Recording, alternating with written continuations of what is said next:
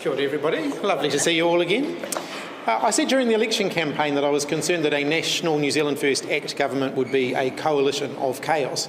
I wasn't quite expecting them to prove it so spectacularly so soon into their term in government. The behaviour that we've seen from Winston Peters in the last 48 hours is just wrong. Christopher Luxon needs to show that he is actually the Prime Minister and stamp down on that very quickly. It is wrong for Winston Peters to be stepping outside the Cabinet Manual at the very meeting where they were supposed to be confirming the Cabinet Manual. It's also wrong for him to be questioning and potentially directing Television New Zealand and Radio New Zealand when they have legislative editorial independence. And I think that the Prime Minister needs to show some leadership, make it clear to Winston Peters that that is unacceptable and make sure that that stops. We also said during the election campaign that National's tax plan didn't add up.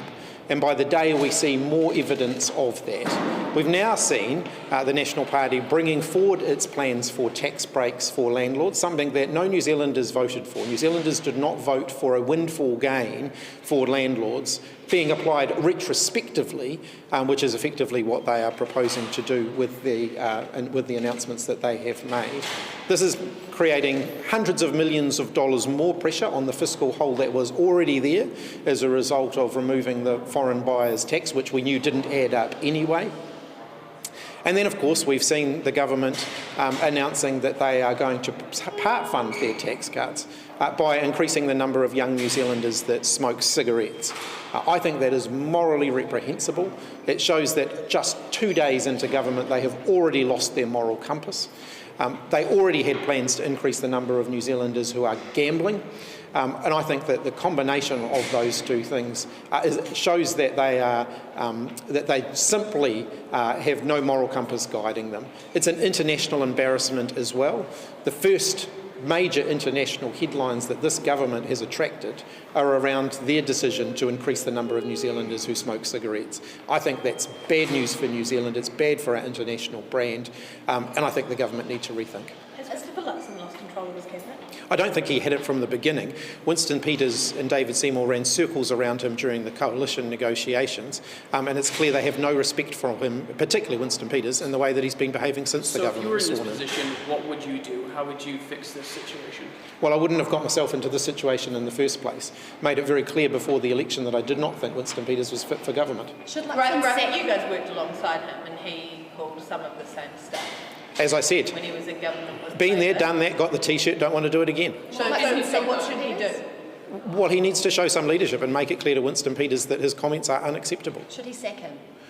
Look, that's ultimately a question for the new Prime Minister. I don't think that he should simply say, I haven't seen the comments, so I'm not going to comment on it. That is his job. He is the Prime Minister. The comments that his ministers make are his responsibility. Is it not credible that he hasn't seen what Winston Peters said? Well, given I understand he was sitting in the room beside him when he made some of those comments, it sort of defies belief, really. Is he basically covering his Christopher Luxon on this one? Look, I'm not entirely clear that Christopher Luxon's really in control of what's going on within the government, and they're only a couple of days in. It does not bode well for the future. What do you make of Māori leaders who are calling Māori communities to mobilise against the policies of the coalition government? What do you make of those calls?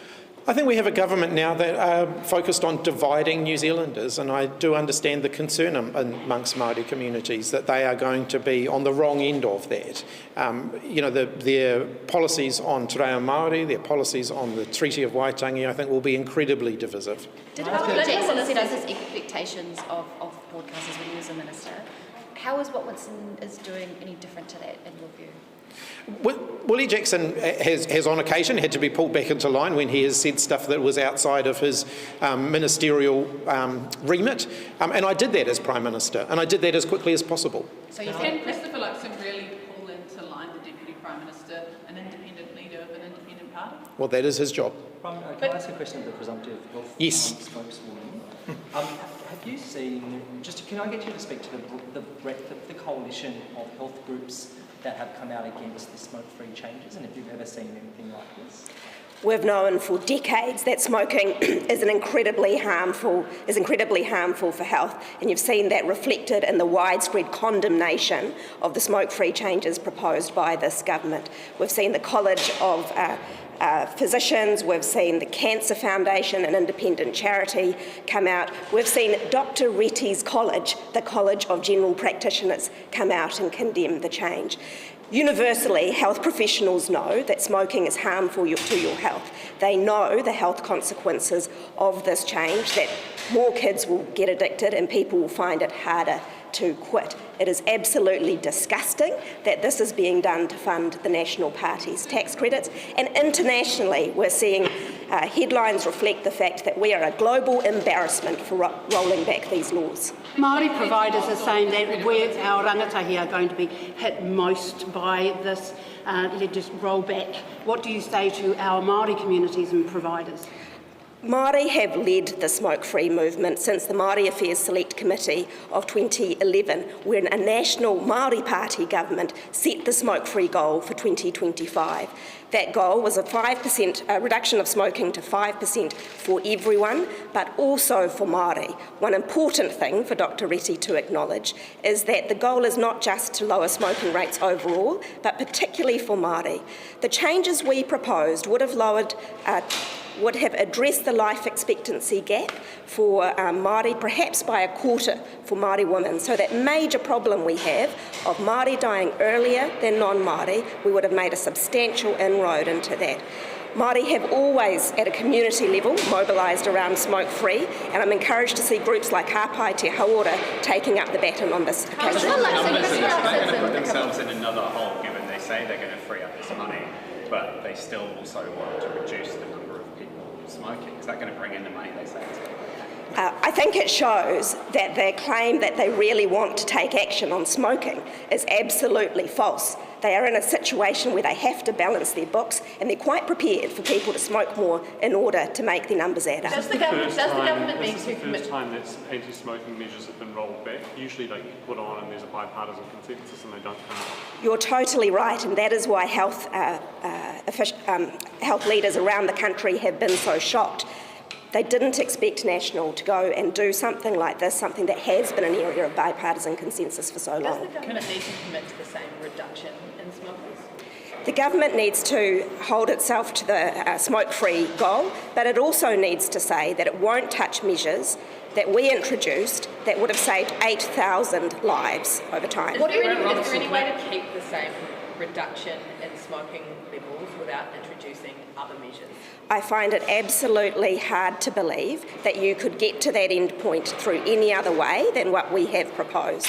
In particular, I do not think that you can get there by encouraging more vaping, a policy that prior to the election, Christopher Luxon said he was opposed to. What do you make of their suggestion that your policy would have driven smoking into black markets and created more RAM rating? What do you make of One of the most disappointing things about this whole sorry situation is seeing National Party ministers spout tobacco industry talking points. The tobacco industry have said that smoke-free changes would lead to an increase in the black market when we introduced plain packaging. That never happened. There's also been New Zealand academics have shown that the black market is very small in New Zealand. Have they put the interests of the tobacco industry ahead of people's health?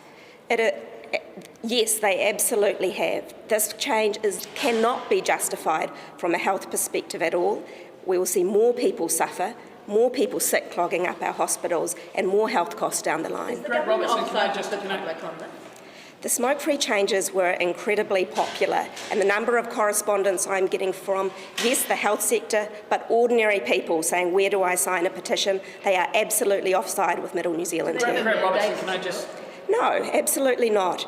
No one, many New Zealanders voted for a tax cut, but none of them thought it was going to be funded by making more people smoke. Greg Robertson, can I just ask? Yes, Jason. Nicola Willis is seemingly sort of laying the foundations for her coming in and saying Labour has left us with a mess in terms of the book, everything's out of whack. I'm sure you've heard the comments she's made. Have you left things in a state where the national or the incoming government are going to be surprised at how quote-unquote bad it is? No, and our system in New Zealand is set up so that can't happen. We have a thing called the pre-election fiscal update. It opens the books. Everybody can see what is there. That's what the prefu is for, is to make sure that New Zealanders can see that. In any government, there will be different types of funding. Funding that is baseline, funding that is time limited.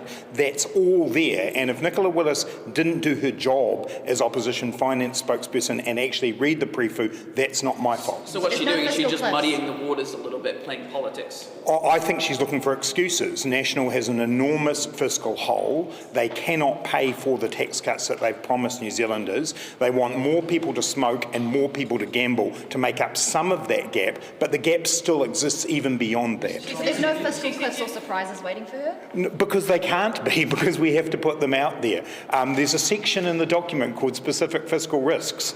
People should read that each time when they go through. We've been really clear, as the National Party actually was, where for the only one I've seen Nicola Willis specifically mention, which is Pharmac, both of us had that in our fiscal plans in order to be able to fund it in an ongoing way. These are excuses from Nicola Willis because she knows she has a massive fiscal hole in terms of her tax Mr. cuts. Robertson, have you come up with a figure of how many of these smoke-free changes, the tenants start changes, how much it actually will impact the budget? Well, I think, there are a number of numbers floating around, but I think you could probably say that of the, $3 billion that you needed to make up over the forecast period for the loss of the foreign buyer tax, you can probably add close to $1 billion now in terms of the interest deductibility. Then you can minus off maybe $1 billion or so from what she's getting back from tobacco, but that will be what we will all look forward to trying to understand.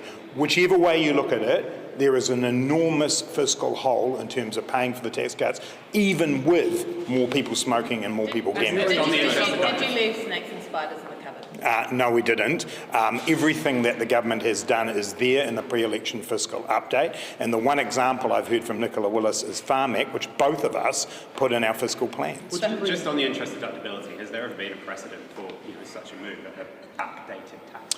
I don't believe so, and actually the concept of retrospective tax changes would be very dangerous. Put it in the other side of the equation. If we actually added a tax on and then put that retrospectively, you can imagine the outcry that would happen then.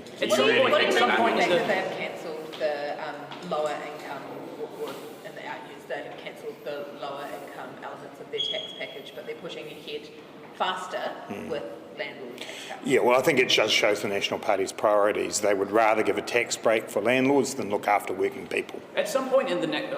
Would you put them back on if you are in government in 2026? Put what back on? Interest deductibility changes? Look, I mean, as Chris has already said, all policies back on the table, but we just recently ran in an election where interest deductibility would still be there, but obviously for 2026, those decisions will be made nearer the time. At some point in the next couple of days or weeks, the opposition leader is going to reallocate portfolios. Do you still want to be in charge of finance for the Labour Party? Yes, I do, but perhaps the opposition leader might want to talk about that. Sure. I'm looking to announce the portfolio allocations tomorrow. There's obviously a lot going on today and we're busy unpacking boxes and so on, but I did indicate that I was going to do that quickly after the new government was sworn in and we knew who the new ministry were, and so I'm intending to do that this week. Is this your health and finance spokespeople? I'll upset other people if I start announcing them in dribs and drabs. They'll just have to wait. They know, look, but, all right, I will do it in dribs and drabs. Grant will still be our finance spokesperson. Aisha will still be our health spokesperson.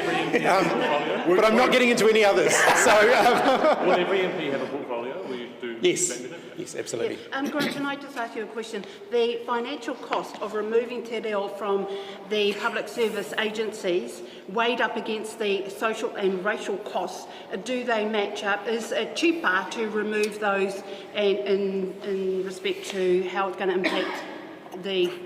I guess I've got two responses to that. One of the things I learned as Minister of Finance is that you need to base your decisions on values. And primarily for me, this is a question of what kind of country we want to be. Do we want to be a country where we acknowledge and embrace te reo Māori and te ao Māori generally? I think we do. Therefore, as Minister of Finance, your job then is to work out ways that you can support that. There will be a cost to answer it specifically to that. I don't know how much that will be. It'll be one of the first written questions we'll be asking the government is to find out how much it costs. But actually, the cost to New Zealand society of the division that this government is fostering will be far higher than any other cost. Is it irresponsible for National Elect to not know how much this will cost? Oh, look, I think there's quite a few things in the coalition agreement that have not been properly costed, and we'll be working our way through those over the next little while. There had been some speculation that, given that you weren't standing in Wellington Central, you were getting ready to retire from politics. Can we read into the fact that you have been given finances that an indication you're sticking around? I am sticking around. I've told you that, Jason. I'm here, and this first few days has indicated to me exactly why I'd like to be here. Is it just on the back on the smoke-free stuff, on the influence of tobacco lobbyists? It has been noted that number 3 on National's list is a former tobacco lobbyist. Do you think Christopher Luxon needs to explain whether Chris Bishop had anything to do with the rollback of smoke-free legislation? I think there is a lot of explaining to do about why the National Party, who did not campaign on this issue, is now implementing changes to smoke-free laws in government. Yes, there is a lot of threads you can pull about what Chris Bishop's background in the tobacco industry is. But ultimately, they need to be judged by their actions, which is putting the tobacco lobby ahead of New Zealanders' health. And there's now a petition to stop the reversal of the smoke-free changes. Does government need to listen to the people on this? New Zealanders do not want their tax cuts to be funded by making more young people smoke. I cannot believe the National Party that has supported smoke-free in the past is bringing these changes in. Absolutely, the government needs to change its position on this. Could you just clarify what you mean about threads to pull? Are you specifically saying that Chris Bishop, because he was involved in the tobacco industry, had a hand in changing the law or changing the rules based on his background? Look, ultimately the job of investigating how this surprising change has come about is a matter for investigative journalists and others. However, we can judge the government by its actions, which is, without announcing anything prior to the election, they are now going and repealing smoke-free laws, and all of the things they are saying are exactly what the tobacco industry has been saying for years. Shane Agretti actually says that the National Party didn't support the changes at the third reading. So is this really such a surprise? He had a bob each way. He was going to health forums with me up and down the country talking about how he supported denicotinisation of cigarettes, was agreed with the smoke-free goal, and yet here he is, his first act as Minister of Health, taking the surprising act of rolling those changes back. Your colleague Rachel Boyack said on Twitter a couple of days ago that it looks like getting a tobacco lobbyist into Parliament finally paid off for the tobacco industry, followed by vomit emojis. Would you share some sympathy with that view? Yeah, I do. There is screeds of evidence from around the world about how the tobacco industry tries to influence politicians to get the changes they want. And when we look at this change, where the National Party did not campaign on this and now is introducing changes that will see more people smoke, we really do have to wonder what's going on. To be clear, do you agree with that statement, vomit emojis? It's conjecture, but it is disgusting, and so yes, that warrants a vomit emoji. Did you come up with Shane Cigaretti? I cannot take the credit for calling for that name, no. Mr. Hipkins, yes. Can I ask you, do you hold concerns about the appropriateness of the police minister holding one-on-one private meetings with the police commissioner, and whether that might overstep what the minister can and can't do in terms of getting Andrew Costa to move on, stay on, or not? I travelled the length and breadth of the country with Andrew Costa, and often there were occasions where we would have one-on-one conversations during that time. We visited police stations, right the way across the country. So I don't think we should necessarily read too much into that in itself, but I do think the political independence of the Commissioner of Police is something that all governments should respect. In opposition, Mark Mitchell was critical of the Commissioner of Police for not being independent enough of the government of the day. Do you think National's trying to force it out? I hope not. I think it would be a dangerous constitutional precedent if they did. Can I just ask you the same question as it was posed to Minister MP Verrill? In terms of Chris Bishop's former involvement in the industry, do you think that has had some sort of bearing on the fact that they've had this legislation reversed? Well, ultimately, these are questions for Christopher Luxon. He needs to explain where this idea came from. None of the parties who make up the government campaigned on this. So where did it come from? The New Zealand First did.